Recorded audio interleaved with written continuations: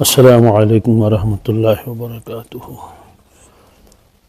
الحمد للہ رب العالمین والصلاة والسلام علی سید الانبیاء والمرسلین وعلی آلہ الطیبین الطاہرین وعلی من تبعہم بإحسان الی یوم الدین، اما بعد۔ بسم اللہ الرحمن الرحیم۔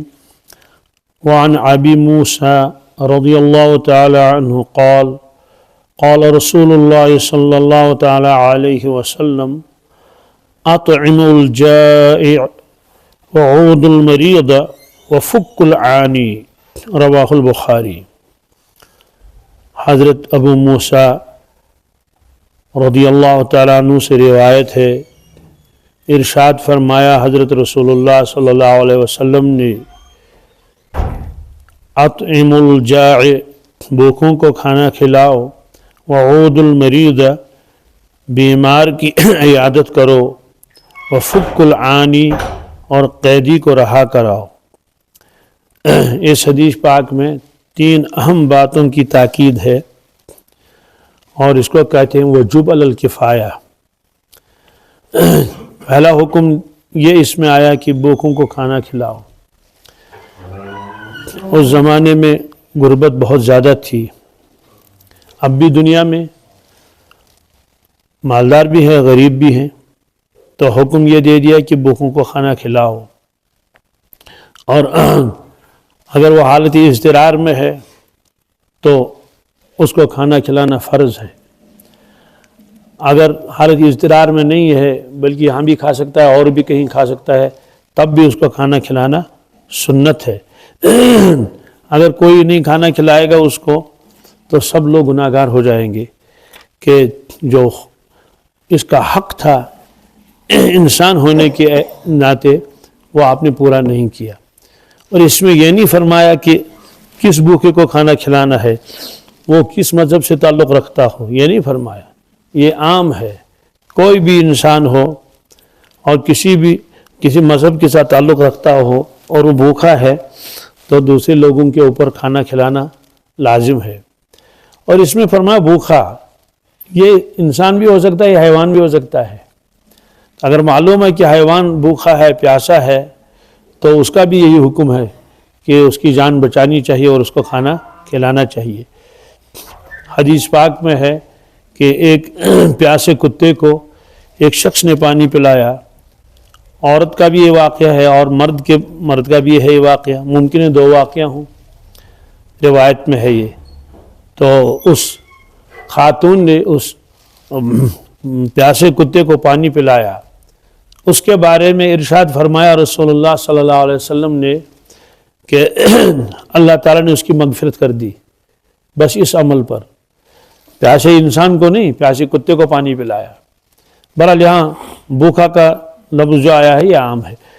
اسی طرح سے ایک اور خاتون نے بلی کو پکڑ کے رکھا، اس کو چھوڑا نہیں، نہ اس کو کھانا کھلایا، یہاں تک کہ بھوک کی وجہ سے وہ مر گئی وہ بلی۔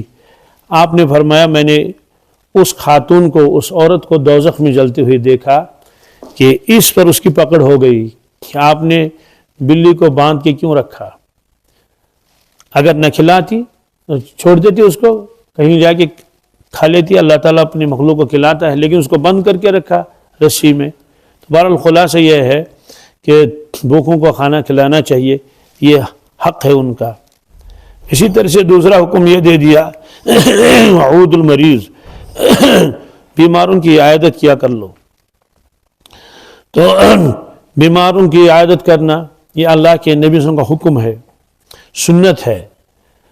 تو اس کے آداب بھی آپ نے بیان فرمائے کہ عیادت کس طرح کرنی چاہیے۔ فرمایا کہ عیادت کے لیے موقع بھی دیکھنا چاہیے کہ کس وقت جانا چاہیے۔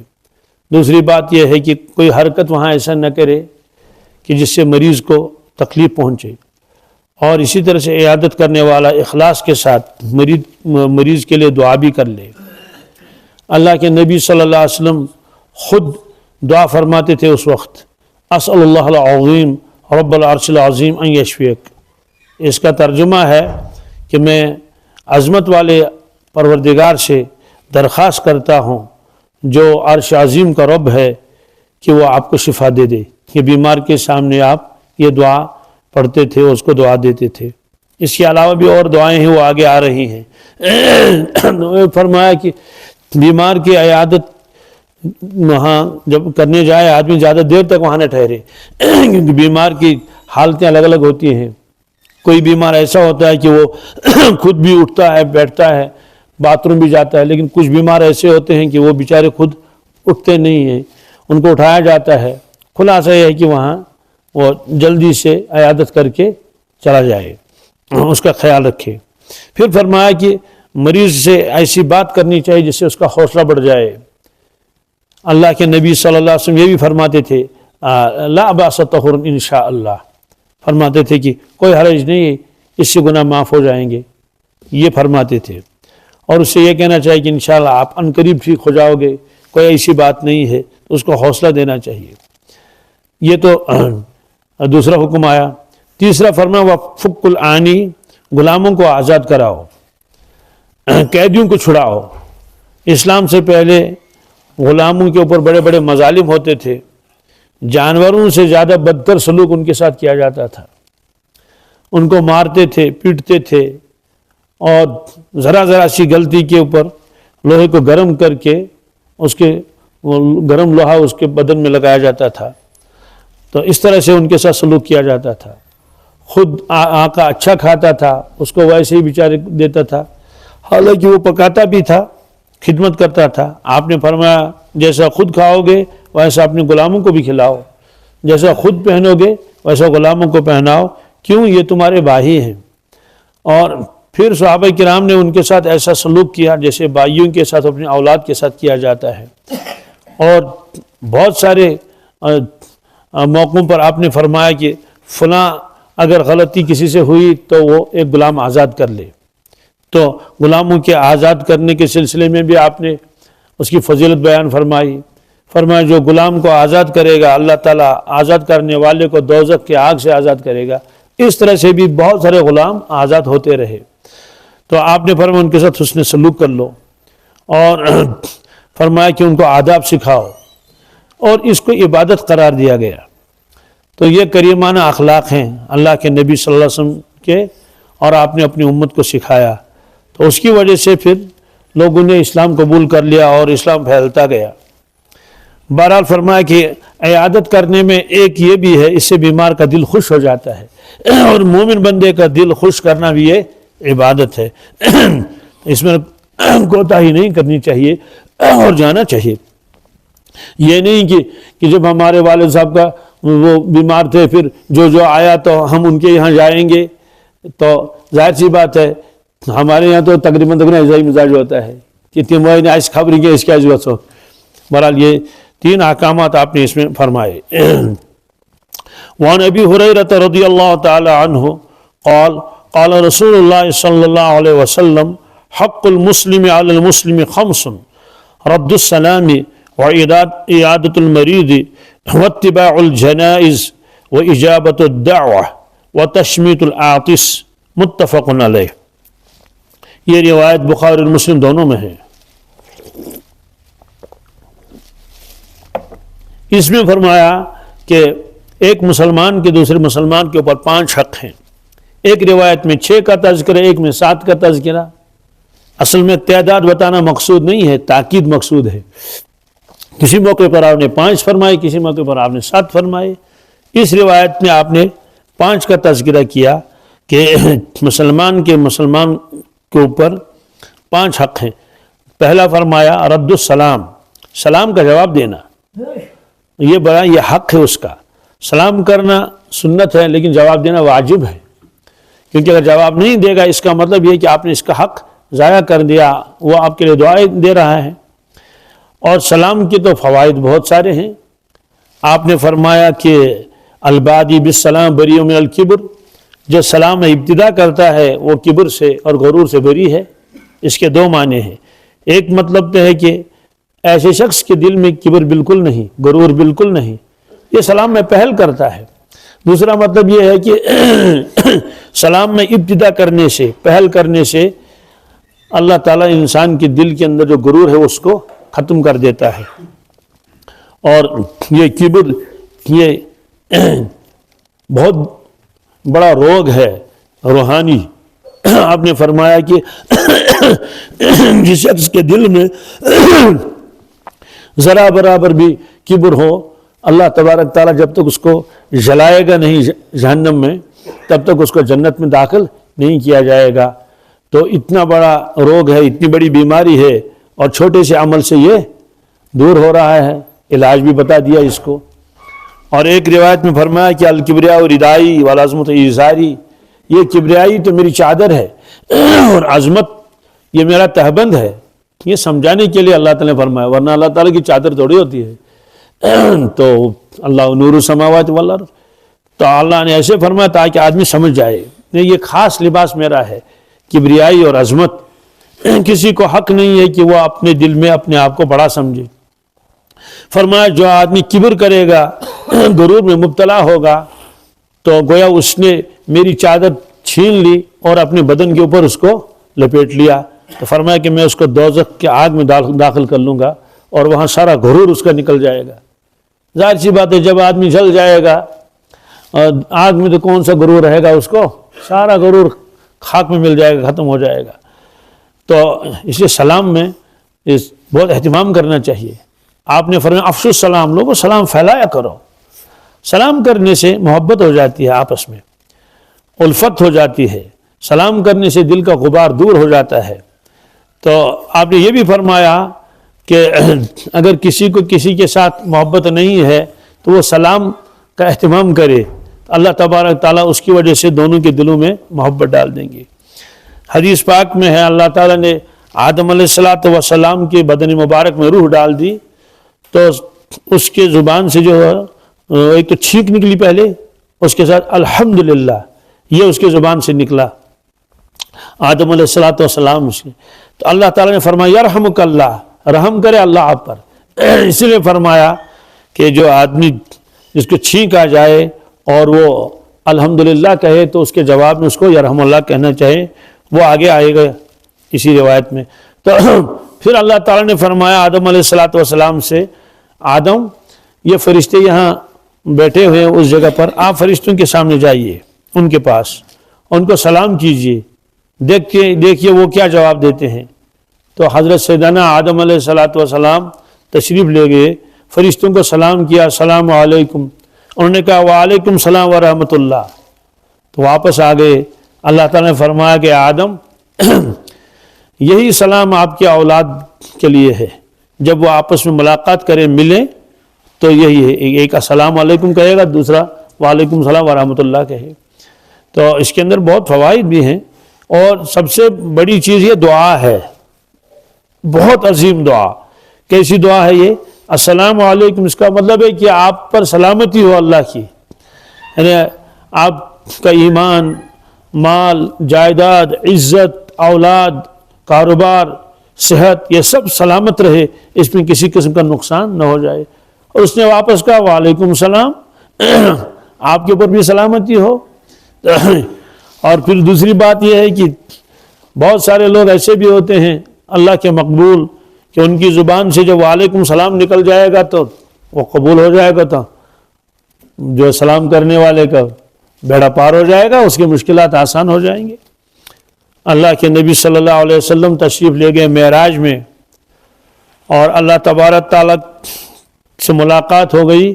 التحیات للہ والصلوات والطیبات، یہ تو اللہ کے نبی صلی اللہ علیہ وسلم نے ادھر سے اللہ کے سامنے اپنی بندگی کا اظہار کیا. اللہ تعالیٰ نے کیا جواب فرمایا؟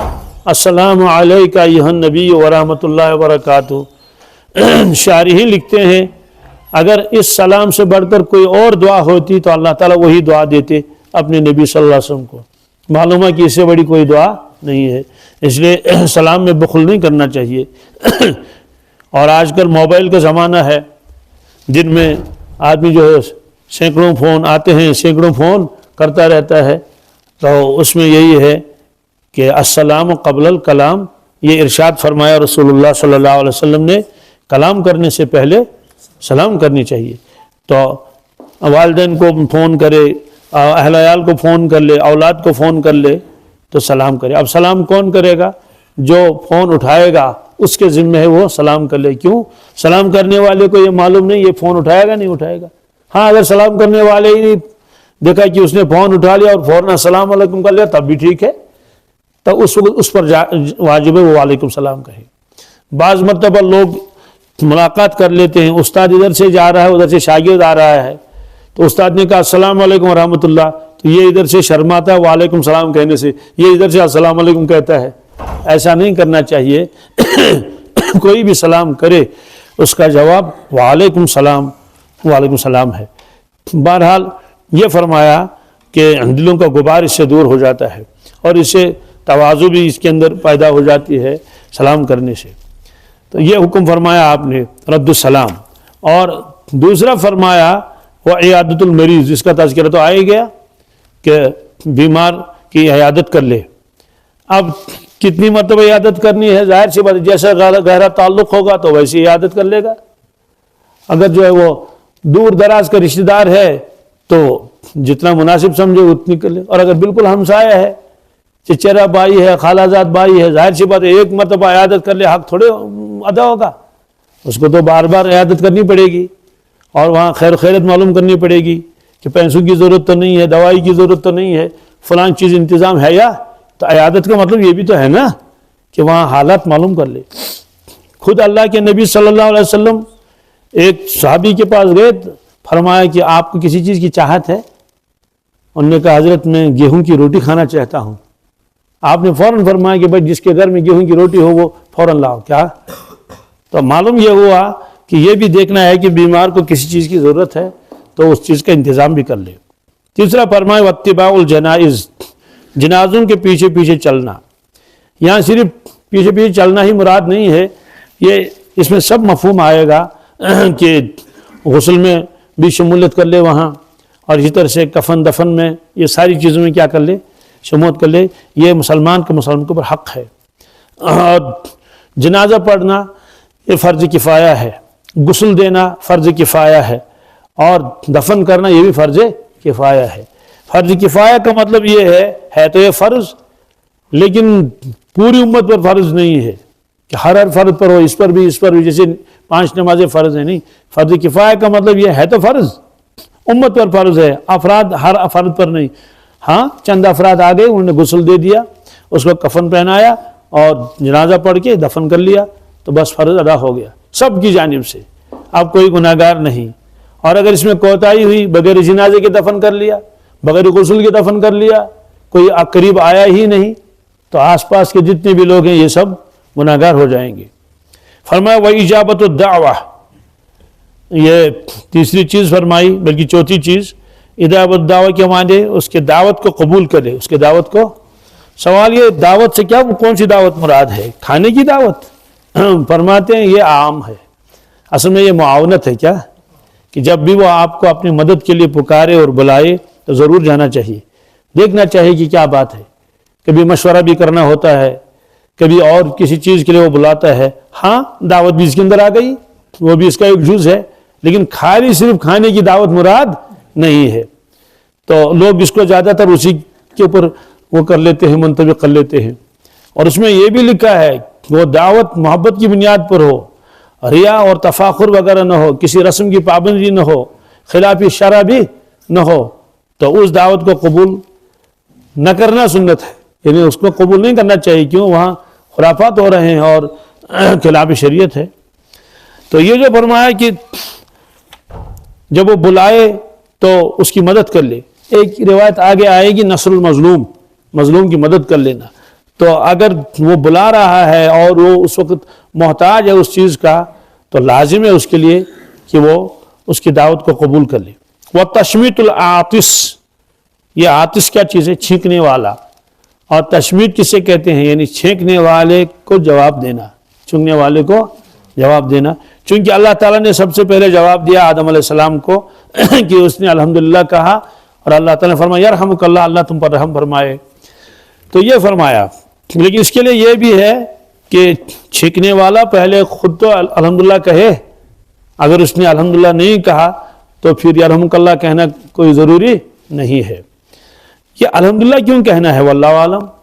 بعض لوگ فرماتے ہیں کہ اگر یہ چھینک نہ آئے تو آدمی کو نقصان پہنچ سکتا ہے، دماغ کی رگ پھٹ سکتی ہے، تو یہ چھینکنے سے اس کا یہ بوجھ سارا دور ہو جاتا ہے۔ اور ڈاکٹر نے اس کے فوائد لکھے ہیں چھینکنے کے۔ تو انبیاء علیہ السلام کو چھینک آتی تھی، جمائی نہیں آتی تھی، جمائی کے زامن۔ کیوں؟ حدیث میں ہے کہ یہ تو شیطان کا اثر ہے، بالخصوص نماز میں۔ نماز آدمی پڑھ رہا ہے اور کر رہا ہے ایسے، لیکن پھر بھی آ سکتی ہے جمائی، تو اس کے لیے یہ ہے کہ منہ کھلا نہ رکھے۔ اگر حالت نماز میں ہے، قیام میں ہے، تو دایاں ہاتھ استعمال کر لے، دایاں ہاتھ استعمال کر لے، ایسے بند رکھے منہ، کوشش کرے کہ جمائی نہ آئے۔ اور اگر حالت قیام میں نہیں ہے، اتحیات میں بیٹھا ہوا ہے یا اسی طرح سے نماز کے علاوہ ہے، تو جب دیکھا کہ جمائی آ رہی ہے تو اس کے لیے جو ہے بائیں ہاتھ کو استعمال کرے اور بائیں ہاتھ کی پشت کو اپنے منہ کے اوپر ایسے رکھے، یہ جمائی تو بھی آئے گی۔ سوال اس سے کیا ہوگا؟ حدیث میں ہے کہ شیطان ہنستا ہے جب یہ اتنا منہ کھولتا ہے، اور ایک روایت میں ہے کہ شیطان آگے اس کے منہ میں داخل ہو جاتا ہے۔ تو جب اس نے منہ بند کر کے رکھا تو اب ایسا نہیں ہوگا۔ پھر دوسری بات یہ ہے کہ کبھی انسان محفل میں بھی ہوتا ہے تو اتنا منہ کھولے گا تو دیکھنے والوں کو بھی اچھا نہیں ہوگا، لیکن چھینک پر کوئی کچھ نہیں کہتا ہے، چھینک تو آتی ہی ہے۔ ہاں اگر بار بار چھینک آ جائے، بار بار چھینک آ جائے تو یہ تو اس کے نزلہ اور زکام کی علامت ہے۔ اسے بار بار اس کے اوپر یرحمک اللہ کہنا ضروری نہیں ہے، نہ اس پر بار بار الحمدللہ کہنا ضروری ہے۔ کیوں؟ ایک تو وہ چھینک ہے جس سے دماغ کو وہ بوجھ زب نکل گیا ہے، ایک تو ایک زکام کی وجہ سے آدمی بار بار چھینکے، بار بار چھینکے، وہ تو ایک تکلیف ہے ایک قسم کی۔ بہرحال آپ نے فرمایا کہ تشمیت العاطس، کہ اس کو کہے یرحمک اللہ، رحم کرے آپ پر، یعنی جیسے اللہ نے اس وقت تم پر رحم کر لیا اور آپ کا دماغ کا جو دور ہو گیا، یہ جو بوجھ آپ کے دماغ پر تھا، تو رحم کرے، یعنی اس وقت بھی اللہ نے آپ پر رحم کیا، آگے بھی اللہ آپ پر رحم کرے۔ چونکہ اس نے دعا دے دی، اس لیے اس کو ادھر سے کچھ دینا چاہیے، تو کہے گا، اس نے کہا یرحمک اللہ، اس نے کہا یہدیکم اللہ، کیا اللہ آپ کو بھی ہدایت دے دے اور مزید لوگوں کو دعائیں کرے، وَيُصْلِحْ بَعْلَكُمْ، اور اللہ تعالیٰ آپ کے حالات کو درست کرے۔ جی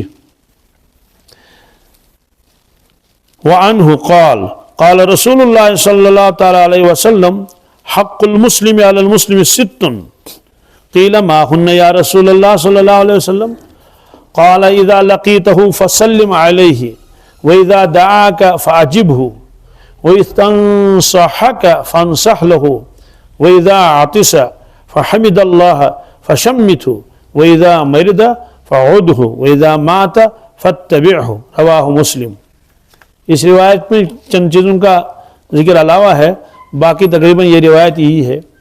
حضرت ابو ہریرہ فرماتے ہیں رضی اللہ تعالیٰ عنہ، ارشاد فرمایا حضرت رسول اکرم صلی اللہ تعالیٰ علیہ وسلم نے کہ ایک مسلمان کے دوسرے مسلمان کے اوپر 6 حق ہیں۔ عرض کیا گیا یا رسول اللہ صلی اللہ علیہ وسلم وہ کیا ہیں؟ آپ نے فرمایا اذا لقیتہ فسلم علیہ، جب تم کسی مسلمان سے ملاقات کرو تو اس کو سلام کر لو۔ اب ملاقات کے 2 مطلب ہیں، ایک تو اس کے گھر جا کر ملاقات کرنی ہے تو سلام کرنی پڑے گی، ایک تو ہے کہ راستے میں مل گیا ہے تو اس حالانکہ ملاقات کا کوئی ارادہ نہیں ہے لیکن ملاقات تو ہو گئی، یعنی آمنا سامنا ہو گیا تو سلام کرے۔ فرشتے بھی سلام کرتے تھے، قرآن پاک میں ہے وَنَبِّهُمْ عَنْ ضَيْفِ إِبْرَاهِيمَ اِذْ دَخَلُوا عَلَيْهِ فَقَالُوا سَلَامًا۔ یا رسول اللہ صلی اللہ علیہ وسلم آپ اپنے صحابہ کرام کو ابراہیم علیہ السلام کا واقعہ سنائیے جب ان کے پاس مہمان آئے، یعنی وہ فرشتے تھے لیکن وہ مہمان سمجھے۔ اِذْ دَخَلُوا عَلَيْهِ فَقَالُوا سَلَامًا، تو پہلا کام جو فرشتوں نے کیا انہوں نے ابراہیم علیہ السلام کو سلام کیا۔ تو بہرحال یہ فرمایا کہ جب ملے آپ سے مسلمان تو اس کو سلام کر لو۔ اسی لیے فرمایا کہ جو آدمی ترک تعلق کر لیتا ہے، ملتا ہے لیکن ایک آدمی ادھر کو گردن کو موڑتا ہے اور دوسرے بھی ادھر کو گردن کو موڑے گا، آپس میں کچھ وہ ہوئی تھی انبن، تو فرمایا کہ تو نہ اس کی عبادت قبول ہے نہ اس کی عبادت قبول ہے، تو یہ بھی فرمایا تو سلام کر لے گا، اس سے آہستہ آہستہ پرانی جو نفرت ہے وہ بھی دور ہو جائے گی۔ فرمایا وَإِذَا دَعَاكَ فَأَجِبْهُ، جب وہ تجھے بلائے تو تم اس کی دعوت کو قبول کر لو اور فوراً آ جاؤ۔ وَإِذَا اسْتَنصَحَكَ فَانصَحْ لَهُ، اور جب وہ تجھ سے کچھ مشورہ طلب کرے خیر خواہی تو اس کو مشورہ دینا چاہیے. مطلب ہے کہ ایسا مشورہ جو واقعی اس کے حق میں مفید ہو، اور چونکہ وہ مشورہ آپ سے مانگ رہا ہے، اس کا معلوم ہے کہ آپ جو ہے وہ اس سلسلے میں تجربہ رکھتے ہیں، صحیح مشورہ دینا چاہیے. کہتے ہیں کہ کتابوں میں لکھا ہے اورنگزیب کی کسی بادشاہ کے ساتھ لڑائی تھی، تو بادشاہ جو تھا وہ غیر مسلم تھا، تو اس نے اپنی ماں سے کہا کہ کیا کیا جائے، کیا کیا جائے. تو وہ طاقتور بھی ہے اورنگزیب، تو اس نے کہا کہ اورنگزیب سے مشورہ کر لو. کیا؟ اس نے کہا اماں جی اسی سے تو لڑائی ہے، اسی سے تو وہ اس سے کیا مشورہ کر لوں. اس نے کہا دیکھو لڑائی تو ہے اس سے، لیکن وہ مسلمان ہے، مشورہ دے گا صحیح دے گا. تو بادشاہ آیا اس کے پاس، جنہیں ان کو بھیجا، ایلچی بھیجے اس کے پاس کہ میں آپ سے مشورہ کرنا چاہوں، مجھے کیا کرنا چاہیے. حضرت نے فرمایا جنگ بندی کرنی چاہیے. کیا کرنی چاہیے؟ جنگ بندی کر لیں گے معاملہ ختم. اس نے کہا کتنے سال کے لیے؟ کہا 10 سال کے لیے. کتنے سال کے لیے؟ 10 سال کے لیے. تو پھر لوگوں نے اورنگزیب سے پوچھا کہ آپ نے 10 سال کیوں کہے؟ 10 سال تو بہت لمبا زمانہ ہے. انہوں نے کہا اللہ کے نبی صلی اللہ علیہ وسلم نے جب قریش کے ساتھ جنگ بندی کی تو 10 سال کی تھی. کتنے سال کی؟ 10 سال کے لیے. اس لیے میں نے کہا کہ ہم بھی اس سنت پر عمل کر کے 10 سال تک جنگ بندی کریں گے.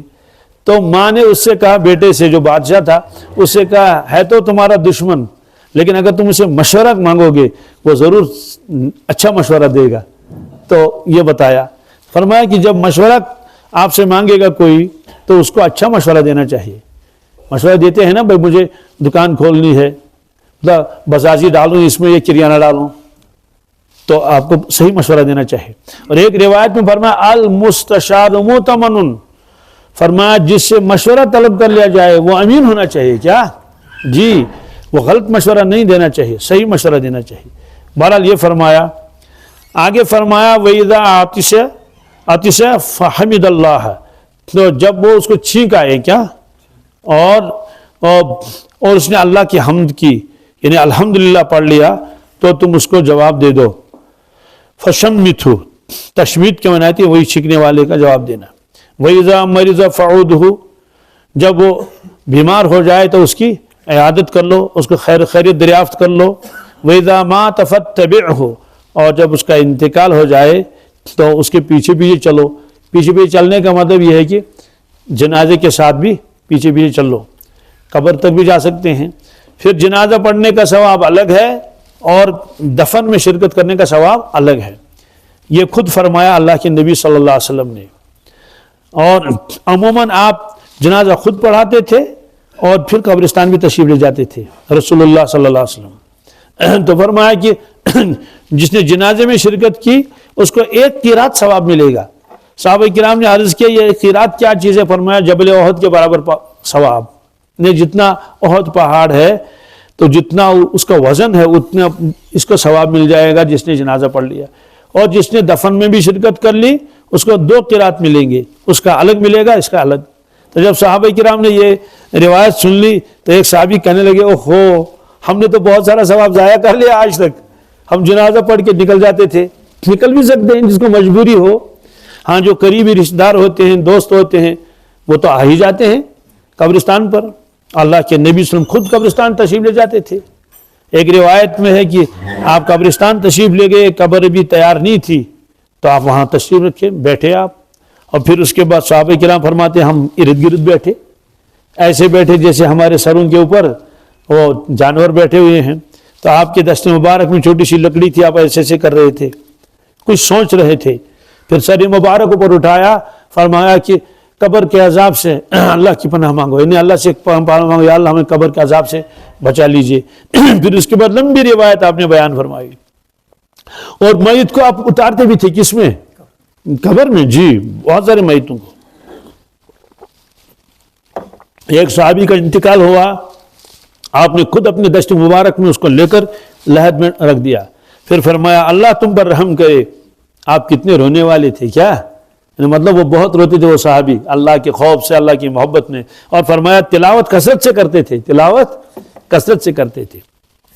ایک مرتبہ اپنے رضائی بھائی کو دفن کر لیا حضرت عثمان ابن مظعون رضی اللہ تعالیٰ عنہ کو، قبر برابر ہو گئی، ایک صحابی سے فرمایا وہ پتھر اٹھا کے لاؤ، تو وہ صحابی گئے پتھر اٹھانے کے لیے، وہ ذرا بھاری تھا تو ان سے اٹھ نہ پایا وہ پتھر، حضرت خود تشریف لائے اور ایسے آستین چڑھائے، یوں کر لیا ایسے چڑھانے کے بعد تو اور ہاتھ ڈالے دستی مبارک اور اٹھا کے ایسے رکھ دیا۔ تو بہادر بہت تھے نا، طاقتور تھے، 4000 آدمی کی قوت تھی ظاہری اعتبار سے۔ تو وہ جو راوی ہے وہ کہتا ہے کہ جب آپ نے ایسے آستین چڑھائے تو یہ دست مبارک کی چمک ایسی دکھ رہی تھی جیسے بالکل کوئی چیز چمک رہی ہے، یعنی نورانی یہ لگ رہے تھے بالکل ایسے خوبصورت، تو اٹھا کے ایسے لگا دیا۔ تو آپ خود تشریف لے جاتے تھے وہاں قبرستان بھی۔ اس سے فرمایا کہ جب اس کا انتقال ہو جائے مسلمان کا تو اس کے پیچھے بھی چلنا چاہیے۔ وعن البراء ابن عازب، اور یہ روایت یہ مسلم شریف میں ہے، البراء ابن عازب رضی اللہ تعالی عنہ قال امرنا النبی صلی اللہ علیہ وسلم بسبع ونہانا عن سبع، امرنا بعیادۃ المریض واتباع الجنائز وتشمیت العاطس ورد السلام وإجابة الداعي وإبرار المقسم ونصر المظلوم، ونهانا عن خاتم الذهب وعن الحرير والاستبرق والديباج والميترة ميترة الحمراء والقسي وآنية الفضة، وفي رواية وعن الشرب في الفضة فإنه من شرب فيها في الدنيا لم يشرب فيها في الآخرة، متفق علیہ۔ یہ حضرت براء ابن عازب ہیں رضی اللہ تعالیٰ عنہ، فرماتے ہیں ہم کو حکم دیا رسول اللہ صلی اللہ علیہ وسلم نے 7 باتوں کا اور منع کیا 7 باتوں سے۔ اس میں وہ 7 باتیں کیا ہے؟ مریض کی عیادت کر لینا، اس کا حکم دیا، جنازے کے ساتھ چلنا، چھینکنے والے کا جواب دینا، سلام کا جواب دینا، دعوت دینے والی کی دعوت قبول کر لینا، اور اس میں ایک لفظ علاوہ ہے، قسم کھانے والی کی قسم پوری کرنا، یعنی ایک آدمی نے قسم کھائی تھی کسی چیز پر لیکن وہ اس کو پورا نہیں کر پاتا، آپ اس کی مدد کر لیں تاکہ وہ قسم سے بری ہو جائے۔ دوسرا مطلب ہے ایک آدمی کہہ رہا ہے، قسم دے کر کہہ رہا ہے کہ میں آپ کو اللہ کی قسم دے کر کہتا ہوں آپ کل ہمارے یہاں آئیے، آپ کا ہمارے یہاں، یا اور کسی بات پر قسم دے رہا ہے، تو اگر وہ غلط نہیں ہے، خلاف شریعت نہیں ہے، تو آپ کو وہ قسم پوری کرنی چاہیے۔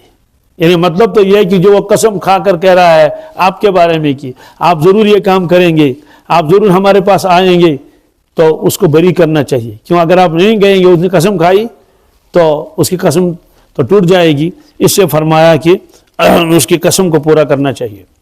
آگے فرمایا مظلوم کی مدد کرنا، کیا؟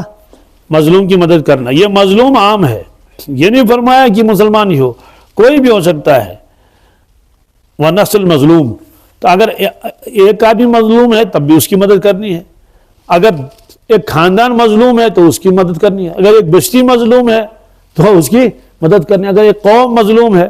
خلاصہ یہ ہے کہ مظلوم کی مدد کرنا یہ لازم ہے اور ضروری ہے مسلمانوں کے اوپر، نہیں مظلوم کی مدد کریں گے تو گناہگار ہو جائیں گے۔ اور 7 چیزوں سے آپ نے منع کیا، وہ کیا کیا ہے؟ نمبر 1 سونے کی انگوٹھی پہننا، کیا جی اس کو منع کیا گیا۔ عورتیں زیور پہن سکتی ہیں، انگوٹھی ہو، چھلا ہو، جو بھی ہو، آج جو بھی کنگن ہو، کنگن کڑ یہ یا ہار ہو، جو بھی ہو تو وہ پہن سکتی ہے۔ اور مرد حضرات کے لیے زیورات منع ہے، سونے چاندی کے زیورات، صرف چاندی کی انگوٹھی، وہ بھی 4.5 گرام ہونی چاہیے، اس سے زیادہ نہیں، تو باقی سب منع ہے۔ اور آگے ایک روایت آئے گی، وہ ہے کہ بلکہ اسی روایت میں ہے کہ سونے اور چاندی کے برتن وہ استعمال کرنا، اس سے منع فرمایا رسول اللہ صلی اللہ علیہ وسلم نے۔ یہ مردوں کے لیے بھی ہے اور عورتوں کے لیے بھی ہے، برتن استعمال کرنا، چمچہ ہے اور گلاس ہے، پلیٹ ہے، پیالہ ہے، اور بھی کوئی چیز ہے، آپ نے فرمایا کہ جو دنیا میں ان چیزوں کو استعمال کرے گا، برتنوں میں پیے گا، جنت میں اس سے محروم کر دیا جائے گا۔ اس کے 2 معنی، اولاً تو یہ کہ اسے نافرمانی کی جنت میں جائے گا ہی نہیں، بعد میں جائے گا۔ دوسرا مطلب یہ ہے کہ اگر یہ جنت میں گیا لیکن اس کو ان برتنوں کو استعمال کرنے کی اجازت نہیں دی جائے گی. تم سونے اور چاندی کے برتن استعمال نہیں کر سکتے, اور کوئی برتن استعمال کر لو جس میں تم پانی پی لو اور دوسری چیزیں پی لو. کہ کیوں؟ کہتے ہیں کہ آپ نے وہاں استعمال کیا ہے, کہاں؟ دنیا میں, اب یہاں اجازت نہیں ہے.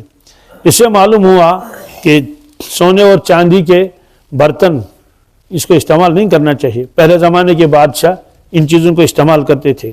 سرمادانی بھی نہیں استعمال کر سکتے. میرے پاس ایک صاحب سرمادانی لائی چاندی کی اتنی بڑی, اس میں اس پر بھی بنے ہوئے تھے, تو ایک جانور بھی بنا ہوا تھا, جانور کی شکل کا سرمادانی تھی, اور اس کے آنکھوں میں وہ کچھ لال و جواہر جیسے کچھ لگائے ہوئے تھے. تو میں نے کہا کہ یہ کس چیز کی بنی ہے؟ اس نے کہا یہ چاندی کی ہے. تو میں نے کہا کہ اللہ کے بندے اس کو واپس لے لو, کیونکہ چاندی کے کوئی برتن آدمی استعمال نہیں کر سکتا ہے. تو چاندی کی اور سونے کی سرمادانی بھی ہو, اس کو بھی استعمال نہیں کر سکتے ہیں. ہاں, خواتین صرف زیورات پہن سکتے ہیں, اور مردوں کے لیے منع ہے سونے کی انگوٹھی, اس کو استعمال نہیں کرنا چاہیے. تو بہت سارے لوگ جو ہے ان کے ہاتھوں میں سونے کی انگوٹھی ہوتی ہے, تو 24 گھنٹے کا گناہ ہے. کتنے؟ جی, راؤنڈ دا کلاک, کیونکہ نماز بھی پڑھ رہا ہے, سونے کی انگوٹھی لگی ہوئی ہے.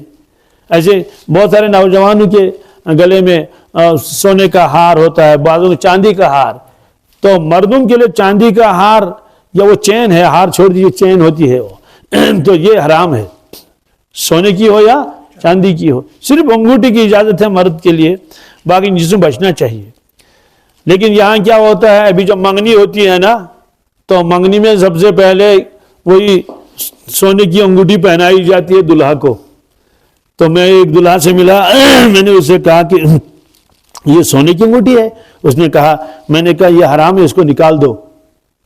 اب وہ شاید نکالتا تو اس کی ماں کہنے لگی ہے اسے ہو رہے جسمس, کیا یہ تو سسرال والوں نے ان کو دی ہے, مطلب تو یہ ہے کہ یہ کیوں نکالے گا. تو بہرحال یہ ہے, منع فرمایا اس سے. اور ایسے ریشم سے منع فرمایا. کیا؟ جی, ریشمی کپڑا پہننے سے. ریشم چاہے وہ پتلا ہو چاہے موٹا ہو, کچھ بھی ہو, آپ نے اس کو منع فرمایا. ہاں, عورتوں کے لیے تو ریشم استعمال کرنا جائز ہے. آپ نے ایک مرتبہ ایسے دستی مبارک میں ریشم کا ایک کپڑا اٹھا لیا ٹکڑا, اور ایک دستی مبارک میں, دوسرے دستی مبارک میں آپ نے سونا ویسے اٹھایا, پھر دکھایا صحابہ کرام کو, فرمایا کہ اے صحابہ, یہ دونوں چیزیں اللہ تعالیٰ نے مسلمان مردوں کے اوپر, اور میری امت, یہ فرمایا میری امت کے مردوں کے اوپر اللہ نے یہ دونوں چیزیں استعمال کرنا حرام فرمایا ہے, اس لیے تم اس کو استعمال نہ کرنا. مردوں کے اوپر تو عورتیں استعمال کر سکتی ہیں. اسی فرمایا آپ نے سرخ زین. کیا؟ کیونکہ یہ لوگ تفاخر کے لیے اور اس کے لیے کبر و غرور کے لیے یہ استعمال کرتے تھے. تو بعض تو بالکل ریشمی استعمال کرتے تھے. وہ گھوڑے کے اوپر پہلے وہ کاٹھی ہوتی ہے, اس کے اوپر ایک پھر وہ کپڑا لگایا جاتا ہے. تو آپ نے سرخ کو منع فرمایا کہ اس کو استعمال نہ کرے. ہاں, سرخ کے علاوہ ہے, اور زین کے اوپر کوئی بھی کپڑا ڈال سکتے ہیں, تو اس کی اجازت ہے. بہرحال اس میں فرمایا کہ 7 چیزوں سے منع فرمایا اور 7 چیزوں کا حکم دے دیا. تو یہ 7 چیزیں اس میں آ گئی. کیا کیا 7 چیزیں ہیں, اس کو میں پھر دیکھتا ہوں. جی, سونے کی انگوٹھی, کیا, اور ریشمی کپڑے. اس کے بعد آپ نے 4 چیزوں کا تذکرہ کیا, 3 چیزوں کا, لیکن وہ تینوں ریشم ہی کی قسم ہے. کیا ہے؟ موٹا ریشم, پتلا ریشم, فلاں قسم کا ریشم. اور ایک علاقہ وہاں تھا, اس کے اندر وہ ایک کپڑے بنتے تھے, لہٰذا انہوں نے نام لے لیے. خلاصہ یہ ہے کہ اگر اس کو دیکھا جائے کہ صرف ایک ریشم ہے, اس اعتبار سے 1 2 اور 3 اور 4 چیزیں ہو جائیں گی. یہ تو چاندی کے استعمال سے بھی آپ نے, برتنوں کو استعمال کرنے سے آپ نے منع فرمایا ہے. وعن ثوبان رضی اللہ تعالی عنہ قال قال رسول اللہ صلی اللہ تعالی علیہ وسلم ان المسلم اذا عاد اخاه المسلم لم يزل في خرفة الجنة حتى يرجع. رواہ مسلم. حضرت ثوبان رضی اللہ تعالیٰ عنہ روایت فرماتے ہیں, ارشاد فرمایا رسول اللہ صلی اللہ علیہ وسلم نے, یقیناً بلا شک ایک انسان جب اپنے مسلمان بھائی کی عیادت کرنے کے لیے جاتا ہے تو جب تک وہ واپس نہیں آتا ہے وہ جنت کی میوہ خوری میں رہتا ہے. کیا مطلب یہ ہے؟ یہ خرفہ کہتے ہیں کہ چنا ہوا میوہ, جو پھل درخت سے توڑا گیا ہو. مطلب تو یہ ہے کہ گویا کہ یہ کھا رہا ہے میوے, یعنی جنت کے میوے، جنت اس کے لیے بن رہی ہے وہاں. تو دوسرا مطلب یہ ہے کہ یہ جنت کے راستے پر چل رہا ہے. کس میں؟ آگے روایتیں اور بھی آئیں گی کہ جو آدمی صبح کو عیادت کے لیے جائے گا، شام تک فرشتے اس کے لیے رحمت کی دعا کرتے ہیں عیادت کرنے والے کی، اور جو شام کو جائے گا تو صبح تک اتنے ہزار فرشتے اس کے لیے مغفرت کی دعا کر لیتے ہیں. اور یہ جو بیمار کے پاس جاتے ہیں نا، اس میں خود کو بھی نفع ہے، جانے والے کو ثواب تو الگ رہا، اس کی حالت دیکھتا ہے تو دل نرم ہو جاتا ہے. دیکھو یہ کتنا بڑا جو ہے وہ طاقتور نوجوان تھا، اور آج اس کی حالت دیکھ لیجئے. ایسے ہسپتالوں میں جاتے ہیں، وہاں تو ایک مریض نہیں، وہاں تو سینکڑوں مریض ہوتے ہیں. ایک اس بیڈ پر ہے، ایک اس پر ہے، ایک اس پر ہے، تو کوئی کسی تکلیف میں مبتلا ہے، کوئی دوسری تکلیف میں مبتلا ہے. تو ایک روایت میں کہ بیماروں سے کہو ہمارے لیے دعا کرے، کیا کر لے، اور روایت آگے آئے گی. سوال ہے کیوں؟ کہتے ہیں اس کے دل میں عاجزی ہے، اس کے دل میں انکساری ہے. ایک روایت تو بہت عجیب ہے، وہ آگے آئے گی. اس میں اللہ تعالیٰ فرمائیں گے محشر کے میدان میں، اے بنی آدم میں بیمار ہو گیا تھا، آپ میرے پاس نہیں آئے عیادت کے لیے. تو بندہ کہے گا اے اللہ آپ بیمار کیسے ہو جاتے ہیں، آپ تو اللہ ہے، صحت تو آپ دیتے ہیں، آپ ہی بیمار ہو جائے. تو وہ فرمائیں گے کہ میرا فلاں بندہ بیمار ہو گیا تھا، اگر آپ اس کی عیادت کے لیے آتے تو مجھ کو وہاں پاتے، مجھ کو وہاں. وہ روایت بہت لمبی ہے، اس کا تذکرہ آگے آئے گا انشاءاللہ.